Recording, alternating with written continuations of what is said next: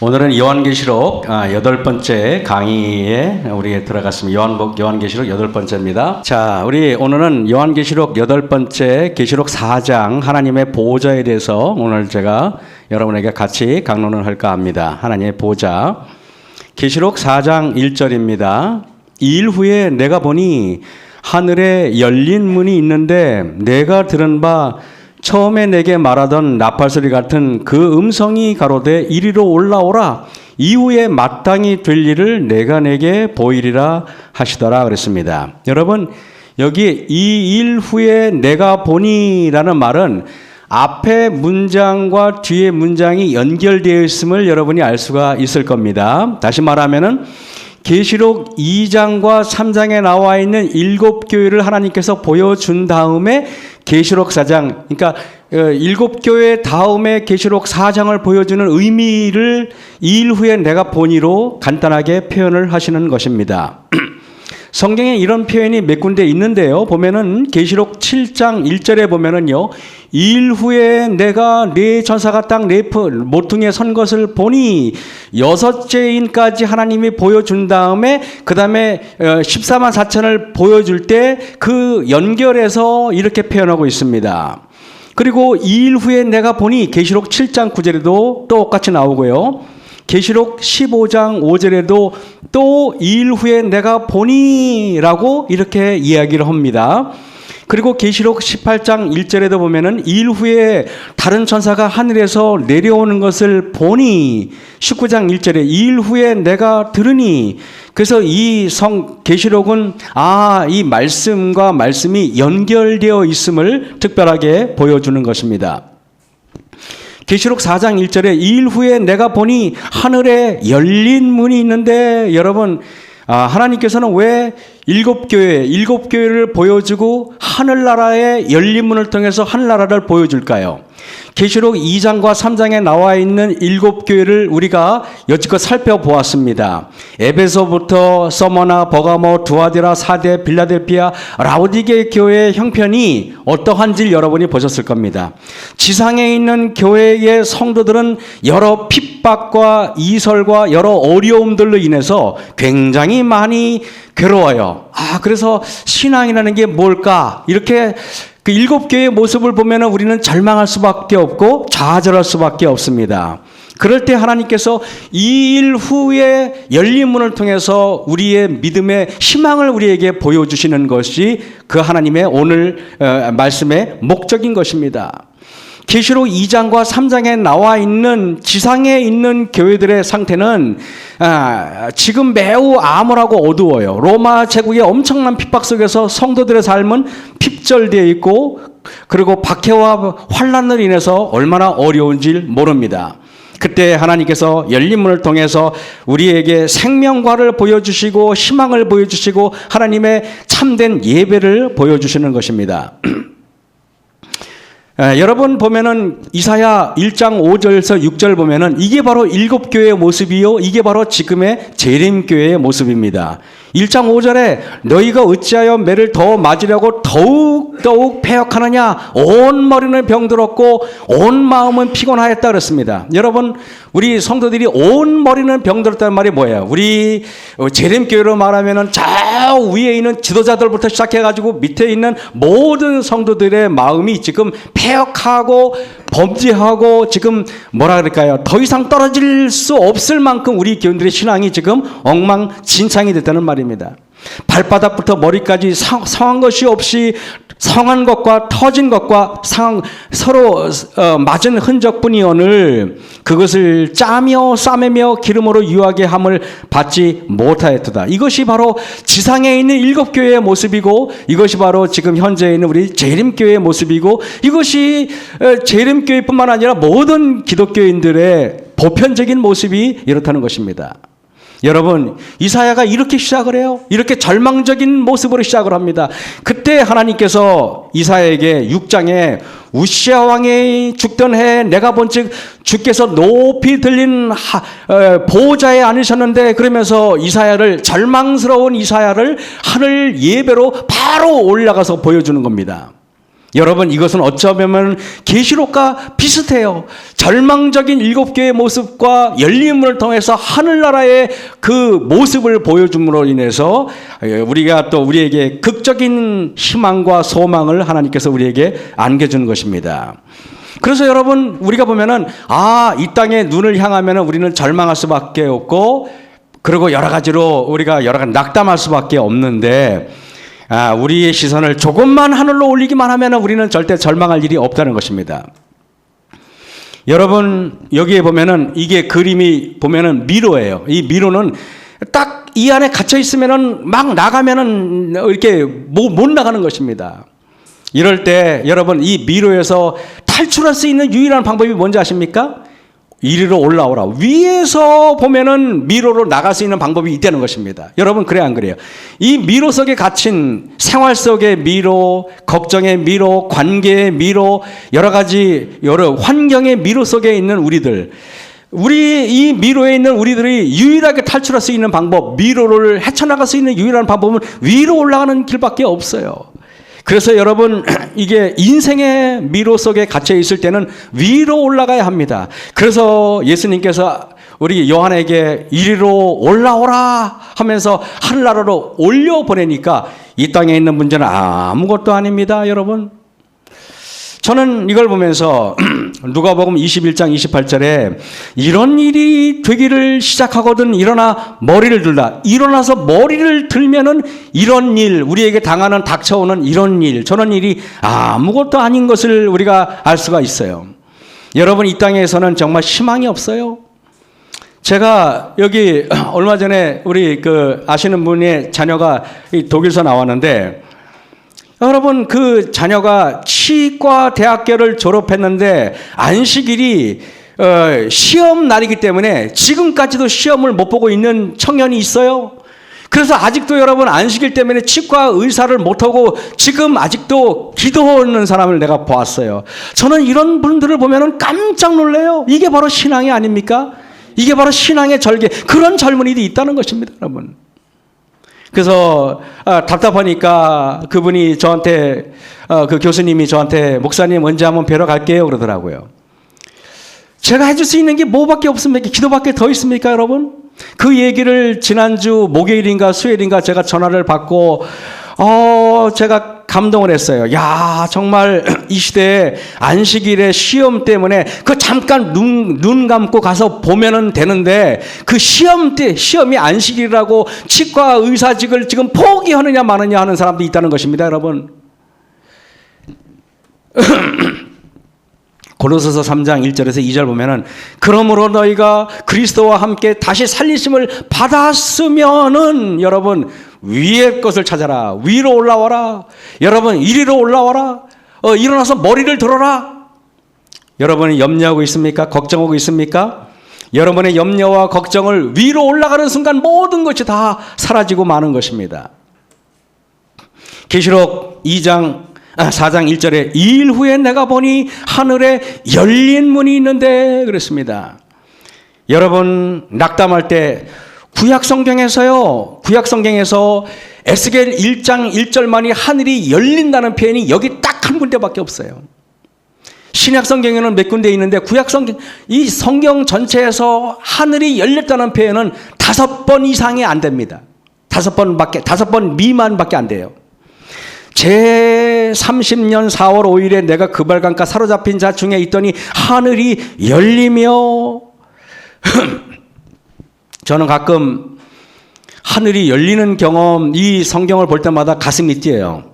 제가 성경을 여러 설교를 했지만은 하늘이 열린다는 이 성경정을 보면은 나도 모르게 뭐라 그럴까요? 성경절만 읽어도 감동이 되고 성경절만 읽어도 마음이 뜨거워지는 경험을 합니다.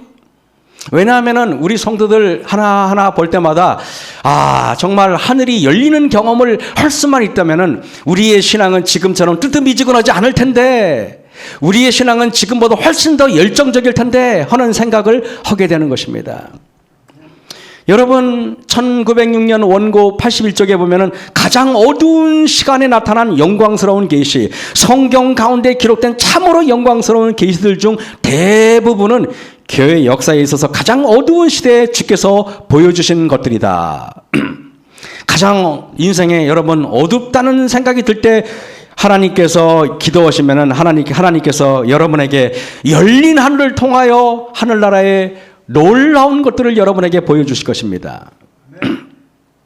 제가 1985년 5월 달에 22살이었어요.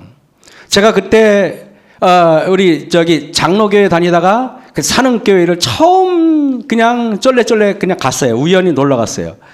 그때 저 뒤에 있는 우리 최대로 우리 집사님께서 그때는 초등학교 4학년이었어요. 그치 대로야? 4학년이었어요. 제가 22살이고 저 친구가 초등학교 4학년. 그 교회 가니까 방석 깔고 앉아 있는데 성도들의 신앙의 모습이 얼마나 아름다운지 저는 사능교회 가가지고요.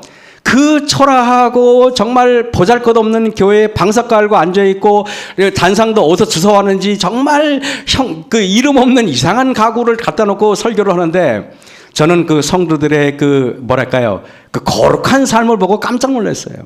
그래서 일주일 만에 바로 침례를 받아버렸어요. 지금까지 제가 이러고 여기 와 있어요. 여러분, 우리의 신앙이 1985년 제가 침례를 받던 그 신앙만으로도 회복됐으면 좋겠다는 생각을 해요. 그때 우리 성도들은 지금과 같지 않았어요. 지금보다 훨씬 재림을 고대했고, 지금보다 훨씬 하나님 말씀을 사랑했고, 지금보다 훨씬 열정적이었어요. 근데 지금은 우리 교인들 눈빛이 달라졌어요. 눈빛이 정말 부산에 가면은 그 자갈치 시장인가요? 거기서 범직한 그런 생선들의 그 눈이 우리 눈을 대신하고 있으니 큰일이라는 생각이 들어요.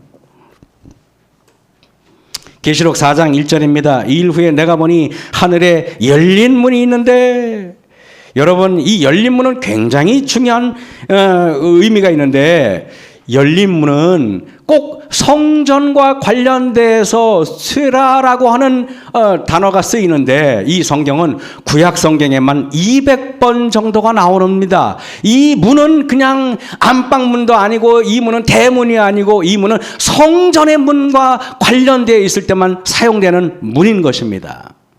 그런데 여러분, 이 문은 완료형으로 되어 있는데, 완료형이란 뭐냐면 계속 닫혀 있다가 과거 어느 시점에 문이 열려져서 지금까지 열려져 있는 상태의 문입니다. 헬라어는요, 그 신약성경으로 쓰여진 헬라어는요, 그 시제, 예를 들면 그것이 과거인지 과거 분사인지 현재인지 현재 완료인지 등등에 따라서 의미가 완전히 달라져요. 다시 말하면 열린 문이라는 게 여러분 현재 완료형으로 되어 있기 때문에 과거에 닫혀 있다가 어느 시점에 닫혀 있었는데 무슨 사건으로 인해서 열려져 가지고 지금까지 열려져 있는데, 이것이 도대체 언제일까를 보면은 성경에는 여러분, 구약 성경은요, 희한하게 구약 성경은 항상 계시록의 힌트가 됩니다.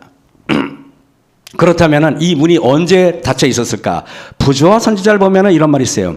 범죄한 후 아담과 하와는 더 이상 에덴에서 살지 못하게 되었다. 에덴 동산은 사람이 그 즐거운 길들에서 추방된 후에도 오랫동안 지상에 남아 있었다. 타락한 인류는 오랫동안 그 무제한 시대의 집을 바라보도록 허락되었다. 여러분 보세요. 그 들어가는 입구는 파수보는 천사들로 말미암아 차단당했다 그랬어요. 에덴 동산에 있는 그 성전으로 들어가는 문은 아담과 하와가 범죄한 후에 차단당했다. 그러면 저는 이런 생각이 들어요. 그러면은 그 계시록에서 말하는 그 열린 문이라는 것은 아담과 하와가 범죄해서 차단당했었구나. 그때부터 닫혀 있었다가 계속 닫혀 있었습니다. 그런데 어떤 사건으로 인해서 열렸어요. 여러분, 이걸 보면은요, 여기 창세기 4장 16절에 보면은요, 가인이 여호와의 앞을 떠나 에덴 동산 노편에 거하였더니 라는 걸 볼 때, 아담과 하와가 범죄하고 가인이 태어나고 나서도 에덴 동산은 지상에 존재하고 있었다는 것을 성경을 통해서 알 수가 있어요. 그러면 여러분이 느낌으로 에덴 동산은 언제 없어졌을 것 같아요? 언제? 제가 봤을 때는 에덴 동산은 노아 홍수가 나서 없어졌지 않을까. 그 전후에 아마 없어졌을 것 같아요. 그죠? 노아 홍수가 나서 없어졌을 것 같습니다. 그러면 계속 닫혀 있다가 과거 어느 시점에 문이 열려져서 지금까지 열려져 있는 상태인데 그 해답이 바로 시편에 있어요. 왜? 성경 계시록은 408절로 이루어졌는데 그중에 278절이 구약 성경에서 인용한 거예요. 다시 말하면 구약 성경을 다시 옮겨놓은 거예요. 저는 이걸 보면서 여러분, 하나님은 어떤 분이냐? 여러분 머릿속에 이거 하나 오늘 기억하시기 바랍니다. 하나님은 과거의 사건을 통해서 미래를 말씀하시는 분이 하나님이에요. 뭐라고요? 하나님은 뭐라고요? 과거의 사건을 통해서 미래를 말씀하시는 분이 하나님이세요. 저는 선견지명이 없어요. 미래를 내다보는 눈이 없죠. 여러분은 있습니까? 만약에 여러분이 있다면 여러분은 선지자입니다. 아마 없을 거예요. 근데 여러분 그거 아세요? 우리는 선견지명은 없어도 후견지명은 있어야 돼요. 뭔 말이냐 하면은 우리는 과거를 통해서 미래를 내다볼 수 있기 때문에 과거의 구약성경과 과거에 있었던 신약성경과 과거에 있었던 예언의 신을 통해서 미래를 내다볼 수 있는 눈, 바로 후견지명은 가지고 있어야 되는 것입니다. 그것이 바로 성도들의 모습이 되어야 돼요. 그래서 여러분, 과거의 사건을 통해서 과거의 사건, 계시록에서 가장 많은 책을 인용한 게 바로 시편이에요. 그래서 여러분 시편 22편에 보면은 여기 내 하나님이여 내 하나님이여 어찌 나를 버리셨나이까, 이게 어디 나오는 게 예수님이 골고다 언덕에서 십자가에 달려 돌아가실 때 이야기 아닙니까 여러분? 이게 예수님이 이 땅에 오시기 1000년 전에 다윗을 통해서 기록되어 있어요 여러분. 그 다음에 여러분 내 하나님이여 내 하나님이여 어찌 나를 버리셨나이까, 어찌 나를 멀리하여 돕지 아니하옵시며 내 신음하는 소리를 듣지 아니하시나이까 그랬어요. 시편 22편에 개들이 나를 에워쌌으며 악한 무리가 나를 눌러 내 원어 성경으로는 손들과 발들을 찔렀나이다 그랬어요. 내가 내 모든 뼈를 쓸 수 있나. 여러분 손들과 발들을 찔리는 사건이 뭐예요? 십자가 아닙니까? 이게 우리 시편 22편은 십자가의 사건이에요. 그 다음에 여러분 시편 22편은 십자가에 달려서 대속적 죽음을 맞이하는 예수님을 예언한 책이 바로 시편 22편입니다. 근데 시편 23편은요, 여기에 보면은 4절에 보면은 내가 사망의 음침한 골짜기로 다닐지라도 해를 두려워하지 않을 것은, 사망의 음침한 골짜기, 유대인들의 무덤은요 사망의 음침한 골짜기에 그들의 무덤이에요. 동굴 무덤이기 때문에 그렇습니다. 시편 23편은 무덤 속에 계신 예수님을 표상적으로 보여주고 있습니다. 사람이 죽으면은 기름으로 머리에 바르는 거 알죠? 그래서 주께서 내 원수의 목전에서 내게 상을 베푸시고 기름으로 내 머리에 바르셨으니 내 잔이 넘치나이다. 장례식 치르는 것을 말하는 거예요. 시편 22편은 십자가 예언이고, 시편 23편은 무덤 속에 계신 예수님이고, 시편 24편은 뭡니까? 승천이죠. 그래서 시편 24편에 문들아, 아담과 하와가 범죄에서 닫혀있던 문들아, 범죄로 인해서 굳게 닫혀가지고 차단당했던 문들아, 예수님께서 십자가로 인해서 구원의 문이 열리는 거예요. 그래서 문들아 너희 머리를 들지어다, 영원한 문들아 열릴지어다. 그래서 계시록 4장 1절에는 과거에 아담과 하와로 닫혀있던 문이 예수님이 십자가로 인해서 열려진 것을 보여주는 것입니다. 저는 그래서요 이걸 보면서 문들아, 하늘 문이 한 개로 돼 있지 않아요. 그래서 여러분 문화라고 하지 않고 뭐라고요? 문들아. 왜 그랬어요? 하늘의 나라에 있는 문은 12문으로 되어 있기 때문에 그런 거예요. 그러면 성경은요 얼마나 무서운 말인지 몰라요. 그래서 여기에 영어 성경으로 보면 lift up이라고 했어요. lift up. lift up이 뭐냐면 하늘나라의 문은요 들리는 문이에요. 미닫이가 아니에요. 미는 게 아니에요. 올리는 거예요. 왠지 아십니까? 하늘나라는 가장 겸손한 어린아이라도 어린아이가 키가 작을 거 아닙니까? 예를 들면 어린아이한테 문고리가 여기 있으면 어린아이가 문고리를 잡을 수가 없잖아요. 그래서 하나님께서는 가장 낮은 자가 열 수 있도록 맨 밑에서 떨리는 음성, 겸손한 손으로 갖다 대기만 하면 문이 스르르 열리는 형식으로 하는 문이 그렇게 만들어졌어요. 그래서 여러분 lift up your heads, all you gates. gates 여기도 영어 성경에도 문들아라고 돼 있잖아요. gates.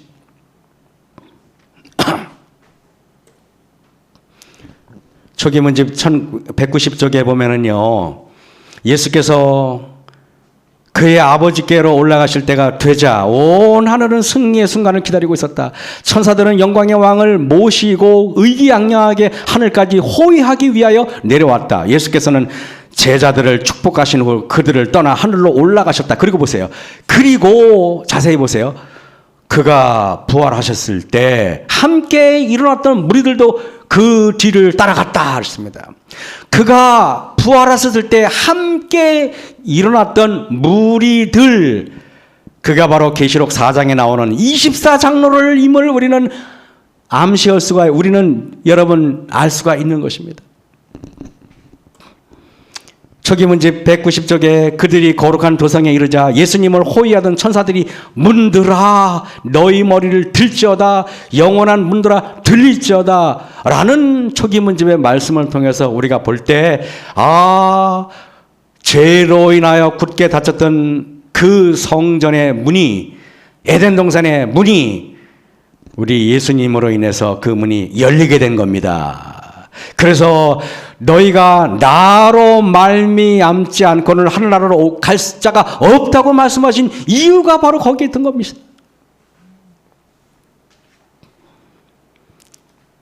영광의 왕이 니시뇨. 영광의 왕, 왜 영광의 왕입니까? 우리 예수님은 영광의 왕이에요. 영광의 왕이니까 오늘 교과에 나와 있듯이 우리가 영광의 왕께는 영광을 돌려야 되는 거예요. 영광을 돌린다는 것이 마태복음 5장 16절에는 하나님께 착한 행실, 품성이 변화되는 게 영광을 돌리는 거예요. 겸손한 것이 영광을 돌리는 거예요. 희생을 당하고 뺨을 맞아도 반항하지 않고 묵묵히 당하는 게 영광을 돌리는 거예요.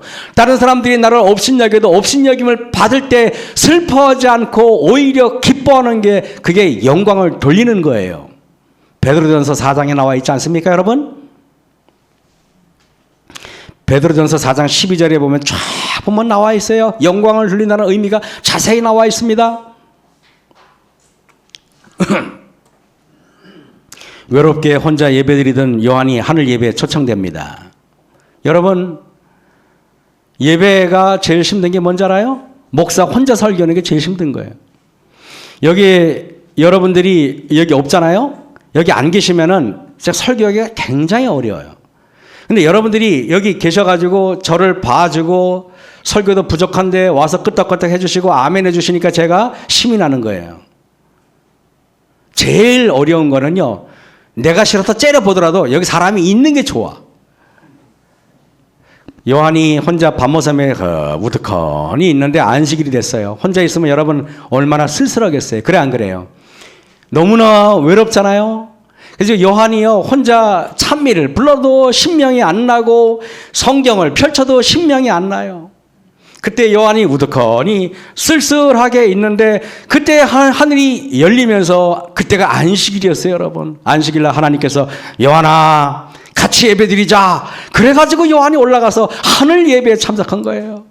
하늘 예배에 참석했더니 세상에 악기소리가 얼마나 큰지 계시록 4장에 그래서 번개와 뇌성과 마치 나팔소리 같은 음악이 들리는데, 여러분 요한이 설명할 길이 없으니까 번개와 음성과 뇌성이라고 표현한 거예요.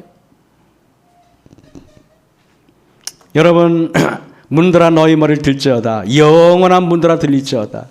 영광의 왕이 들어가시리로다.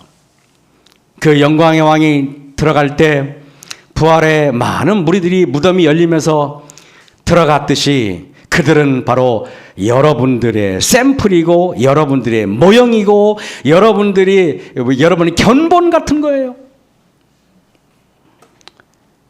계시록 21장 12절에 크고 높은 성곽이 있고 12문이 있는데 12천사가 있고 그 문들 위에 이름을 썼으니 이스라엘 자손 12지파의 이름들이라 그랬습니다.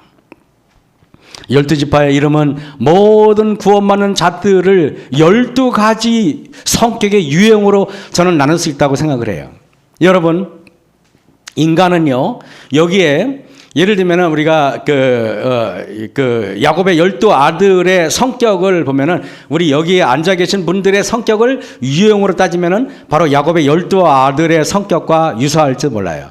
어떤 분들은 유다처럼 점잖은 사람이 있고 뭐 또 뭐랄까요, 여러 가지 그 아들들 있잖아요. 예수님의 12제자의 성격은 여기에 있는 분들의 성격이 또 그럴지도 몰라요. 우리 김혜선 지사님은 12사도 중에서 누구 같아요? 저는 베드로 같아요. 막 열심이고 막 폭발적이고 에너지가 넘치잖아요. 그래 안 그래요? 여러 가지. 그죠? 양전호님은 바돌로메처럼 이렇게 규모에 합당하게 이렇게, 그죠? 이렇게 여러 성격의 유행이 있잖아요. 저는 뭐 같아요?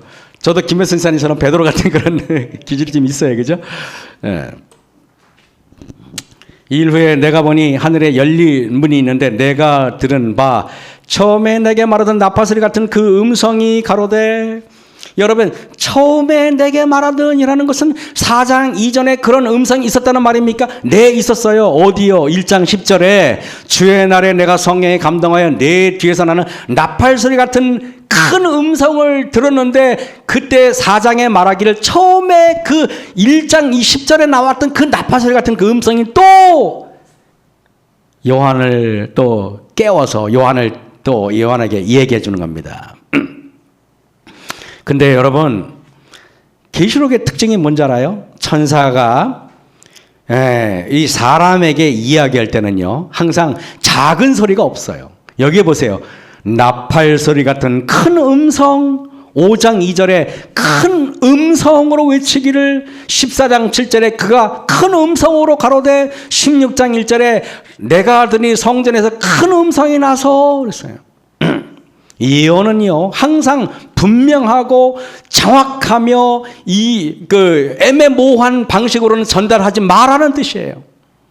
제가 신학과 다닐 때 홀가 요우스라는 우리 그 교수님이 계셨는데, 그 독일 사람이에요. 홀가 요우스 교수님이 우리 학생들에게 항상 이렇게 말씀하셨어요. 학생들 앞으로 신학을 졸업하고 목회 나가면은 설교할 때 제발 개미 소리로 설교하지 마 그러더라고요. 왜냐하면은 성도 중에 귀가 어두운 사람도 있고 말귀를 못 알아듣는 사람도 있고, 그러니까 분명하게 발음하고 분명하게 크게 설교해 그랬어요. 제 목소리가 큽니까? 제가 그래서 그런 건 아니고 원래 태생이 목소리가 커요. 태생이. 그래서 제가 이렇게 가면은 설교가 좋다는 말은 많이 안 들어봐도 목소리 크다는 말은 많이 들어봤어요. 여러분, 하나님의 말씀은 분명하게 애매모호하게 하면 안 돼요. 크고 분명하게. 왜 그런지 아십니까? 하나님의 말씀은 확실하니까 그래요. 인간이요, 확실치 않을 때는요, 목소리가 막 줄어들어요. 내일 만날까? 이래요. 왜냐하면 내일 확실히 만날 사람 같으면, 야, 내일 만나자 그러는데, 자기가 내일 만날지 말지를 모르니까 내일 이러잖아요. 그죠? 하나님의 말씀은 그런 방식으로 하면 안 돼요. 하나님의 음성은 분명하고 확실하게 전해야 돼요. 그래서 여러분, 단상에 선 목사들은 설교를 할 때 분명하고 확실하고 명확하게 진리를 제시할 필요가 있는 것입니다. 여러분, 여기에 보면 계시록 4장 1절에 2일 후에 내가 보니 하늘에 열린 문이 있는데 내가 들은 바 처음에 내게 말하던 나팔 소리 같은 그 음성이 가로되 이리로 올라오라 그랬어요. 요한은 하늘로 올라가는 특권을 받았어요. 여러분, 얼마나 좋을까요? 부럽습니까? 부러울 거 없어요. 여러분도 그렇게 됩니다. 진짜예요. 부러울 거 하나도 없어요. 부러울 거 하나도 없어요. 이후에 마땅히 될 일. 그래서 여러분, 계시록 4장 1절에 뭘 말하냐 하면은 4장부터 계시록 22장까지의 될 일을 요한에게 보여주는데 요한은 하늘에 올라가서 그 모든 걸 다 본 것입니다, 여러분. 그러고 나서 기록한 거예요. 그래서 요한이 거기서 하나님으로부터 봤는데 요한은요 절대 성령에 감동해가지고 자기 생각으로 쓴 게 아니라 요한계시록은 대부분이 그래서 어떻게 돼 있냐면 내가 들으니 내가 보니, 여러분 매 문장마다 성경을 보면 내가 보니 내가 보니 내가 보니 내가 들으니 내가 보니 이런 방식으로 돼 있어요. 그래서 요한복음에는 매우 은유적인 표현이 많이 있어요. 뭐뭐 같고 뭐뭐 같다. 왜? 이 땅에서는 볼 수 없는 진귀한 것들을 자기 눈으로 봤기 때문에 표현할 방법이 없으니까 뭐뭐 같으니 뭐뭐 이렇게 말하는 것입니다. 계시록 3장 21절에 이기는 그에게는 내가 내 보좌에 함께 앉게 하여 주기를 내가 이기고 아버지 보좌에 함께 앉은 것과 같이 하리라. 계시록 3장 21절은 계시록 2장과 3장 7교회를 요약하면서 앞으로 펼쳐질 것을 말해주는 도약판 같은 역할을 합니다. 도약판이란 뭐냐면은 이렇게 먼저 내용을 정리해 주면서 앞에 내용을 보여주는 역할을 하는 것을 성경에서는 도약판 구절인데 이것이 계시록에 몇 군데가 나와요. 이 대표적인 도약판에 계시록 3장 21절에 이렇게 말해 이기는 그에게는 내가 내 보좌에 함께 앉게 하여 주기를 내가 이기고 아버지 보좌에 함께 앉은 것과 같이 하리라. 다시 말하면 3장 이후에 내가 이긴 자들이 보좌에 앉은 것을 내가 보여줄게 라고 말하는 거예요. 그러니까 계시록 4장에는 뭐에 대해서 나와야 돼요? 이기는 자가 앉게 될 보좌에 대한 내용이 딱 나오는 거예요. 그래요, 안 그래요? 그렇지 않습니까, 여러분? 그래서 여기에 두 가지가 나올 거예요. 첫째 뭐냐면은 먼저 예수님께서 이겼기 때문에 아버지 보좌에 앉은 모습이 계시록 4장과 5장에 나올 거예요. 그리고 예수님을 믿었던 위에 이기는 그에게는 인간들이 보좌에 앉은 모습이 나올 거예요. 그래서 24장로는 세상의 죄에 대해서 믿음으로 말미암아서 승리해서 보좌에 앉은 자들이 나와요. 그래서 그게 바로 24장로입니다. 어떤 사람들은 보좌에 앉았다 그러니까 이게 천사가 아니냐 그러는데 천사 아닙니다, 여러분. 여러분 제가 이런 얘기를 할게요. 천사는 절대 장로라는 표현을 사용하지 못합니다. 장로라는 표현은 영예로운 표현이에요. 여러분 여기 계시록의 4장에 이랬으면 나는 참 더 좋았을 것 같아. 24 목사들 그랬으면 얼마나 기분이 좋았겠어요. 근데 24 목사는 없어요 보니까. 누가 이런 얘기를 하더라고요. 하늘나라 가면 목사들은 별로 없을 것 같아. 집사님들하고 장로님들은 많은데 목사는 별로 없을 것 같아. 그래서 제가 목회를 해보니까 저를 보나 하늘나라에 갈 그것까지만 하겠습니다. 이게 제가요 목회를 여러 번 하면서 느끼는 게 목사들은 성도들보다 10배는 더 조심할 필요가 있다는 걸 느꼈고, 단상에 서는 사람들은 단상에 서는 순간 내가 뭐라도 된 듯한 착각을 일으키기 때문에 매우 시험에 빠지기 위험하다는 걸 제가 알아요. 심지어는 영적인 것을 수행하면서도 영적인 교만에 빠지기 쉬운 게 목사입니다. 계시록 4장 2절에 내가 곧 성령에 감동하였더니 보라 하늘에 보좌를 베풀었고 보세요 내가 이기고 아버지 보좌에 대한 이야기가 나오겠다고 해놓고 바로 보좌 이야기가 나오지 않습니까? 이것이 바로 계시록의 특징이에요. 승리한 인간들이 예수님의 보좌에 앉게 되고 승리한 예수님은 아버지 하나님의 보좌에 앉게 하세요. 그죠? 그래서 보좌에 대한 이야기가 나오는데 계시록 4장에는요 정리하면서 아버지의 보좌에 대한 이야기가 계시록 4장입니다. 아버지의 보좌에 누가 앉습니까? 승리한 예수님이 앉고 승리한 우리가 그 인간들이 앉죠. 그리고 계시록 5장에는 그리스도의 승리, 아버지와 함께 보좌에 좌정하신 그리스도에 대한 이야기가 나올 것입니다. 다니엘 7장에 나와 있는 하나님의 보좌 이야기가 나와서 사람들은 이렇게 말해요. 그럼 계시록 4장과 다니엘 7장이 같이 평행구로 돼 있어. 그러니까 내가 보았는데 왕자가 놓이고 옛적부터 항상 계시니가 좌정하셨는데 그 옷은 희기가 눈 같고 머리털은 깨끗한 양의 털 같고 그 보좌는 불꽃이요 그 바퀴는 붙는 불이며 불이 강처럼 흘러 그 앞에서 나오며 그에게 수종하는 자는 천천히요 그 앞에 시위하는 자는 만만이며 심판을 베푸는데 책들이 펴 놓였더라. 그러니까 사람들이 말하기를 그러면은 계시록 4장은 계시록 다니엘 7장과 더불어 같은 내용이니까 심판에 대한 이야기가 나오나요? 이렇게 표현한 사람이 있어요. 여러분 어떻게 생각해요? 그럴 것 같습니까? 아니면 어떻게 그럴 것 같아요? 아닌 것 같아요? 과감하게 틀려보세요. 예? 그럴 것 같습니까? 네, 장로님 이렇게 감사합니다. 이렇게 용기가 있어야 또 아닙니다. 왜 아닌지 보여주겠습니다. 보면은 계시록 4장에서는요 그 어떤 심판의 장면이 안 나와요. 계시록 4장에는요 오히려 찬양하고 경배하고 기뻐하고 즐거워하고 행복한 모습밖에 안 나와. 그죠? 그런데 여러분 보세요. 계시록 4장 이후에 6장부터 심판에 대한 단어가 나와요. 6장 10절에 보면은 큰 소리로 불러 가로되 거룩하고 참되신 대주제여 땅에 거는 자들을 심판하여, 여기서부터 심판에 대한 단어가 나옵니다.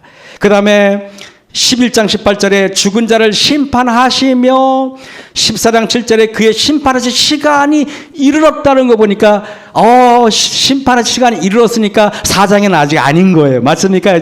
아직 아니에요. 그 다음에 16장 5절에 여기 보면은 이렇게 심판하시니 17장 1절에 심판을 계시록 18장 10절, 19장 2절, 계시록 20장 4절에서 또 12절에서 13절 연속해서 심판에 대한 장면이 계속 나옵니다. 그러면 여기 계시록 3장 21절에 이기는 그에게는 내가 내 보좌에 함께 앉게 하여 주겠다는 볼 때 계시록 4장의 이야기는 승리한 사람들이 보좌에 앉는 장면이 나오니까 여기에는 심판의 장면보다는 어떤 장면이 나와야 돼요? 기쁨의 장면, 영광의 장면, 감사의 장면, 행복한 장면이 나와야 맞는 것입니다. 그죠?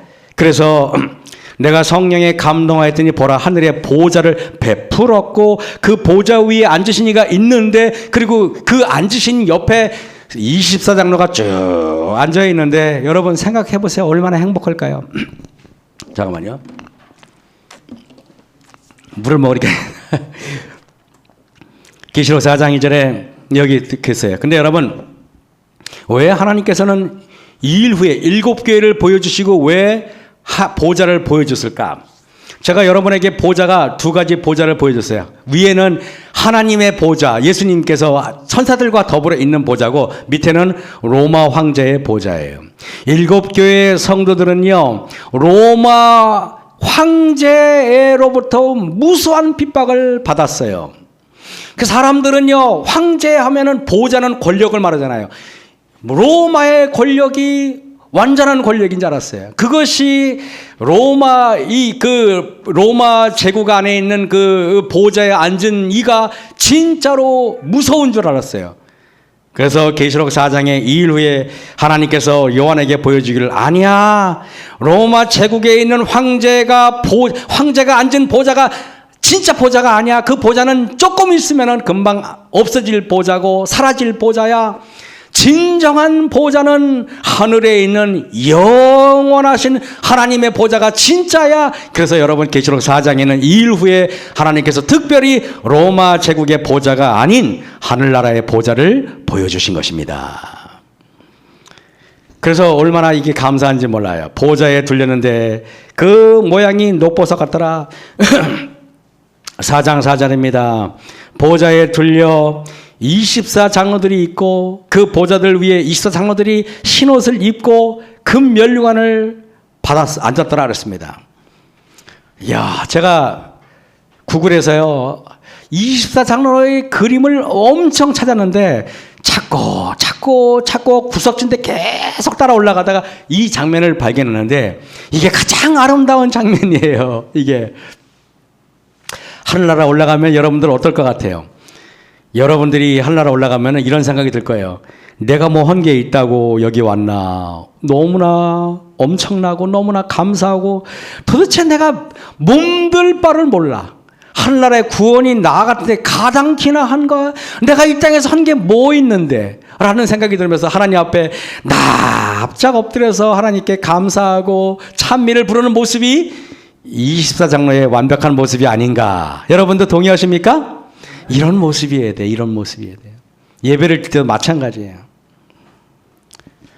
저는 그래서 여기 보면은요, 여기에 24장로들이 입고 있는 이 흰 옷은, 이들은 하나님의 보좌에 앉았잖아요. 흰 옷은 황제가 입는 옷이나 교황이 입는 자줏빛과 붉은빛 옷이 아닌 하얀 옷을 입고 있어요. 그죠? 그리고 이들이 쓰고 있는 건 왕관이, 여러분 이래요. 왕관을 제가 찾아봤는데 이 왕관이 가장 아름답더라고요. 왕관은요, 두 가지가 있어요. 세속적 왕들이 로마 황제가 쓰는, 여러분, 디아데마 왕관이 있고, 그리고 의인들이 쓰는 승리의 멸관이 있어요. 흰옷은 승리한 자들이 입는 옷이 흰옷이 아닙니까? 그래서 여기 놀랍게 24장로가 쓴 이 멸관은 디아데마가 아니라 스테파노스, 승리의 멸관이라고 기록되어 있어요. 저와 여러분들도 이 땅에 살면서 믿음으로 승리해서 하나님께서 우리에게 주신 경주를 끝까지 마치고 모두 다 구원받아서 여러분 스테파노스의 멸관을 쓰시는 저와 여러분 되시길 간절히 바랍니다. 네. 여러분 멸관의 종류가 계시록 4장 4절에 금 멸관이 있고, 그리고 야고보서 1장에 생명의 멸관이 있고요. 그리고 디모데후서 4장에 의의 멸관이 있고요. 그리고 저기 고린도전서 9장에 보면 썩지 않는 멸관이 있고요. 그리고 베드로전서 5장에 보면 영광의 멸관이 있고요. 그리고 빌립보서 4장에 보면 기쁨의 멸관이 있고요. 그리고 데살로니가전서 2장에 보면 자랑의 멸관이 있어요. 놀랍게 멸관의 종류도 성경에는 7가지가 있더라는 거예요. 7가지가. 참고로 여러분들은 어떤 멸관을 쓰시길 원합니까? 저는 금을 좋아하니까 금 멸관을 쓰겠습니다. 여러분은 어떤 멸관을 쓰겠습니까? 여기서 하나씩 적어만 드리겠습니다. 우리 양 장로님은 어떤 걸 하나 고르십시오. 의의 멸관. 우리 윤 장로님은요? 썩지 않는 멸관. 최 장로님은요? 예, 이 장로님은요? 예, 우리 최 장로님하고 이 장로님은 기쁨의 멸관인데, 하여튼간 이 멸관은 가만히 보시면은요, 의, 썩지 않고, 영광, 기쁨, 자랑, 가만히 보면요, 승리한 자들이 느끼는 감정이에요. 그래 안 그래요, 여러분? 승리하는 자들이 느끼는 감정이에요.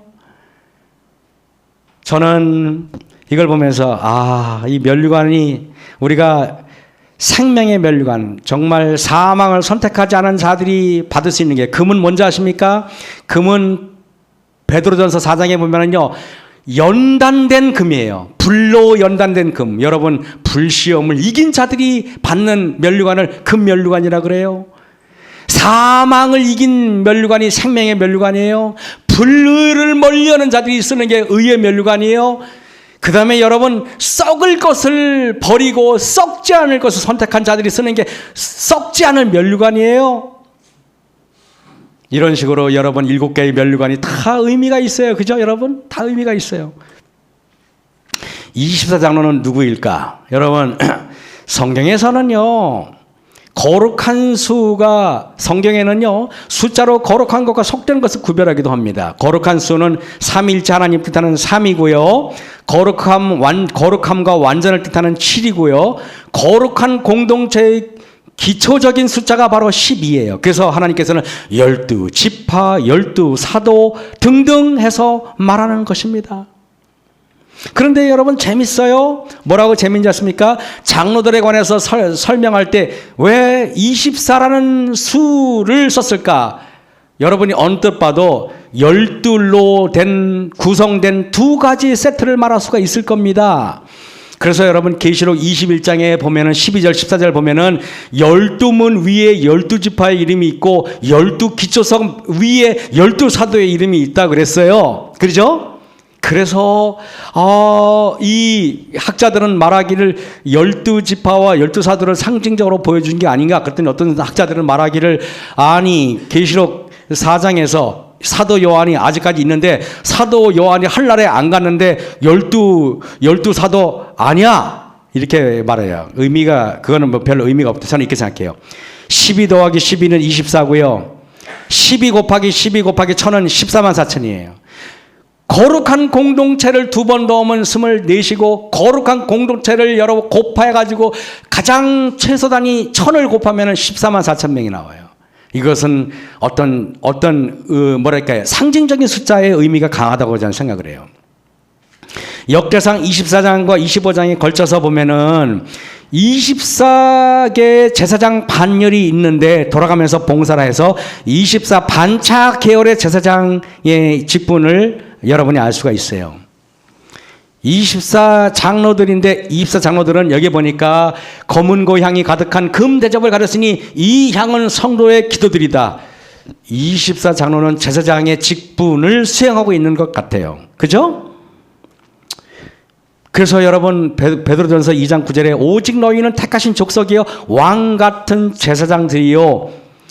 24 장로는 하늘나라에 올라갔을 때 그들은 왕이면서 제사장의 역할을 하겠다는 것입니다.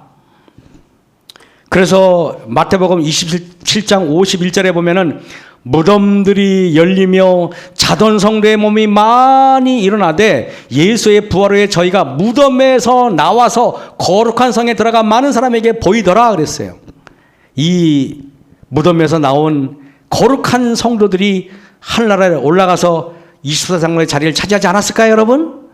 그래서 여러분 에베소서 4장 8절에 그러므로 이르기를 그가 위로 올라가실 때 사로잡힌 자가 뭐예요? 위로 올라갈 때 부활시킨 자, 예수님께서 그 부활시킨 자를 데리고 올라가겠다는 뜻이 에베소 4장 8절에 나오는 것입니다. 이거를 시대서막에 보면 이렇게 돼 있어요. 786쪽에 당신의 봉사 기간 동안 예수께서는 죽은 자를 살리셨다. 그분은 나인성 과부와 과부의 아들과 관원의 딸과 나사로 살리셨다. 그러나 그들은 불멸의 옷을 입지 않았다. 왜냐하면 그들은 곧 몇십 년 후에 다 죽었어요. 야이로의 딸도 죽고요. 나인성 과부의 아들도 죽고요. 그리고 엘리사가 부활시킨 그 수넴 여자 아들도 죽었고요. 나사로도 죽었고요. 그러나 여러분 그리스도께서 부활하실 때 무덤에서 불러낸 자들은 썩지 않을 영생의 몸으로 부활했다는 것입니다. 그래서 그들은 죽음과 무덤을 이기신 그리스도에 보세요. 뭐라고요? 전승 기념으로서 그분과 함께 뭐라고요? 승천하셨다. 승천해서 그러면 하늘나라에 뭐예요? 그들이 바로 24 장로임이 분명합니다. 여러분 어떻게 생각하세요? 그죠? 그래서 저는 그렇게 생각해요. 계시록 4장 5절에 보좌로부터 번개와 음성과 뇌성공이 나고 보좌 앞에 7 등불 켠 것이 있으니 성령이에요. 시간이 없으니까요. 그래서 여러분 여기에 계시록 3장 1절에 사대교회 사자에게 편지하게 하나님의 7 영과 7 별, 7 영, 완벽한 영. 항상 성령 하나님은 7 영이라는 표현해요. 계시록에서는 보좌 앞에 7 등불 켠 것이 있으니 하나님의 보좌 앞에 성령께서 계세요.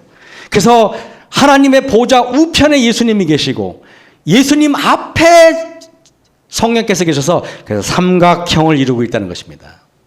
그래서 삼위일체 하나님이에요. 여러분 그래서 여러분 이사야 11장 2절에 이 구약 성경에는 성령을 항상 여호와의 신이라고 표현해.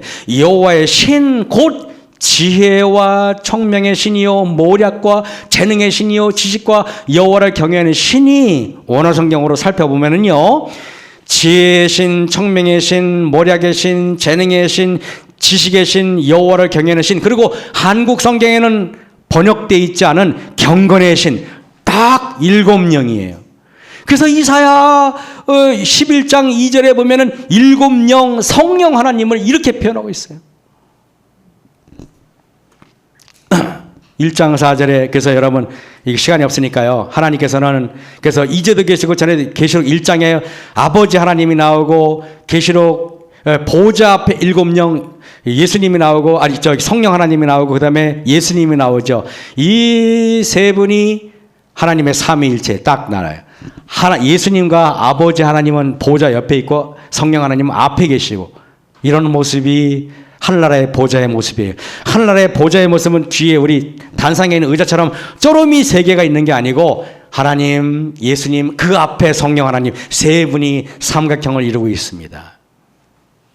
그죠? 히브리서 4장 14절 16절 그러므로 우리에게 큰 대제사장이 있으니 승천하신 자 곧 하나님의 아들 예수시라. 그 다음에 보세요. 그러므로 우리가 긍휼하심을 받고 때를 따라 돕는 은혜를 얻기 위하여 은혜의 보좌 앞에 담대히 나아갈 것이니라. 제가 여러분에게 이 성경절이 얼마나 중요한지 말씀드릴게요. 여러분 왜 예배 여기 하나님의 보좌 앞에 나왔습니까? 여러분이 만약에 설교 들으러 왔어 그러면은 여러분은 잘못 오신 거예요. 설교 들으러 오시면 안 돼요. 설교 들으러 온 게 아니라 여러분은 하나님의 보좌 앞에 나오기 위해서 오셔야 되는 거예요. 맞습니까? 그런데 여러분 왜 보좌 앞에 나오십니까? 때를 따라 돕는 은혜를 얻기 위해서 나오셔야 돼요. 그래서 여러분 성도들이 설교를 듣고 나서 은혜 받았습니다 라고 말하는 이유가 그래서 그런 거예요. 성서적이에요. 지극히 성서적이에요. 왜 은혜를 받는지 성경에 나와 있잖아요. 은혜는 하나님의 보좌 앞에 담대히 나오는 게 예배 아닙니까? 그것이 바로 때를 따라 돕는 은혜를 받으려고 나오는 거예요. 여러분들이 예배는 그래서 예배 안 드려도 되고 드려도 되지만은 은혜를 받으려면 나오셔야 돼요. 은혜는 생명과 관련이 돼 있어요. 여러분의 자녀가 학원에는 가는데 교회 안 나오는 것을 두려워 안 하는 부모들은 어리석은 부모예요. 서울대학교 가면 뭐 할 겁니까? 여러분의 자녀가 여러분 신앙에는 관심이 없는데 수학을 잘한다고 희죽희죽 웃는 바보 같은 엄마가 되지 마세요. 저는요, 제가 영동교회 있을 때 어떤 집사님이 학생반 한다 그러면 오후에 학생반 한다 그러면 화를 내요. 야! 들어가서 쉬다가 학원 가야지! 그래요. 그래도 안식일이라고 학원에는 또 안 보내요. 오후까지, 저녁 해질 때까지 아니까. 그게 또 레위기 23장, 23절에 나오잖아요. 그러니까 학원 끝난 다음에 학원 끝난 다음에 교회 끝난 다음에 학원 가야 되니까 오후에 나오면 피곤하니까 학생 활동을 못 하니까 주무시다가 학원 가라는 것입니다. 맑은 정선에 가서 공부 잘하라는 것입니다. 그 아이 나중에 서울대 갔어요. 부모의 바람대로. 근데 그 엄마가 새벽 기도 때 이렇게 가보면 매일 기도해요. 그래서 제가 물어봤어요. 집사님 왜 이렇게 울면서 기도해요? 그랬더니 목사님 그 아들이 서울대를 갔는데 교회를 안 나와가지고 내가 매일 아들 하나님 믿게 해달라고 하는데 아들이 그러더래요. 엄마 내가 교회 갈 때 그렇게 나가지 말고 학원 가라고 그러더니 이제 와서 왜 학원 교회 가라 그래요? 그러더니 안 간대요 이제는요. 사람들은요 돈을 잃어버리면 다시 회복하는 게 어려운 줄 아는데 신앙을 잃어버리면 그게 회복하는 게 우습게 생각해요. 교만입니다. 교만. 계시록 4장 8절에 네 생물이 각각 6나개가 있어 그 안과 주위에 눈이 가득하더라. 그들이 밤낮 쉬지 않고 이르기를 거룩하다 거룩하다 거룩하다 주 하나님 곧 전능하신 이여 전에도 계셨고 이제도 계시고 장차 오실 자. 이게 뭐 하는 건지 아십니까? 경배하는 거예요. 예배 드리는 거예요. 찬양하는 겁니다. 우리 여기 윌리엄 블레이크가 이렇게 말해요. 우리는 하늘의 모래에서 우주를 보고 들판에 핀 한송이 꽃에서 천국을 본다. 그대의 손바닥이 무한을 주고 찰나의 시간 속에서 영혼을 보라. 오늘 한 시간 되는 이 짧은 설교에서 여러분들이 영혼을 보았으면 좋겠어요. 여러분에게 요한계시록의 절정은 어디입니까? 저는 계시록의 절정은 어린 양이신 예수님을 경배하고 찬양하는 게 그거라고 생각해요. 계시록 4장과 5장에는요. 여러분이 자세히 보시면 알지만은 거의 대부분의 내용이 찬양하고 경배하는 거예요. 어떤 찬양? 감사해서 눈물을 흘리면서 감격해서 하나님을 찬양하는 거예요. 예배란 그런 겁니다. 예배란 하나님께 여러분 때를 따라 돕는 은혜를 받기 위해서 나가는 거예요. 내가 깊이 감동을 받으면 여러분의 심령이 뭔가에 감전된 것처럼 여러분이 뭔가를 얻으셔야 돼요. 그것이 바로 하나님의 은혜예요. 그것으로 인하여서 여러분이 충만해지는 어떤 경험을 해야 돼요. 그래서 여러분의 센서가 하늘과 연결돼 가지고 하늘에서 흐르는 놀라운 강력한 전류가 여러분의 영혼을 파고들어서 여러분의 심령을 변화시키고 여러분의 생각을 변화시키고 여러분의 철학을 변화시키고 여러분의 모든 생각을 하나님과 일체되게 함으로써 여러분들이 하나님과 일체가 되는 경험을 하셔야 돼요. 그것이 바로 예배입니다. 아무쪼록 하나님을 경배하고 예배함으로써 때를 따라 돕는 은혜를 받는 저와 여러분 되길 바라면서 말씀을 마치겠습니다.